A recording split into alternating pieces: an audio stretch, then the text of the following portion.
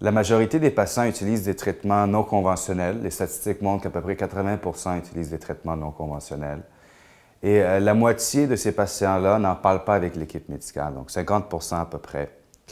Ça peut être dangereux parce qu'il y a beaucoup de ces produits non conventionnels qui peuvent être nuisibles, peuvent interagir avec la chimiothérapie, des méthodes dites alternatives qui ont été étudiées et prouvées comme étant nuisibles aux patients. Alors qu'il y en a d'autres méthodes dites complémentaires qui ont été étudiées et ont été prouvées comme étant sécuritaires et peuvent être utilisées avec les traitements classiques. Parmi ceux-là, il y a les traitements qu'on appelle corps-esprit ou en anglais Mind-Body Tools.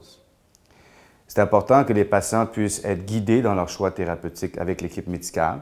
Parmi ces thérapies-là, il y a les thérapies qu'on appelle de pleine conscience, la méditation, l'hypnose, la visualisation, le yoga.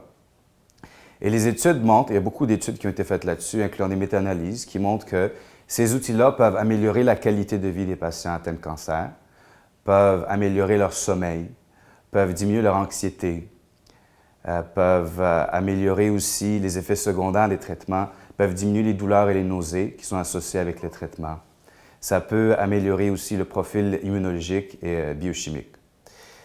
Donc, quelques conseils aux patients qui veulent utiliser des traitements dits de type corps-esprit. Premièrement, toujours en parler avec l'équipe médicale, s'assurer qu'il n'y a pas de contre-indications. En général, les contre-indications pour des thérapies de type corps-esprit sont des antécédents de psychose ou, par exemple, des fragilités osseuses chez les gens qui vont faire du yoga un peu de style vigoureux. L'autre conseil que je donne, c'est de toujours avoir affaire avec un thérapeute qui a déjà une expérience avec les patients atteints de cancer.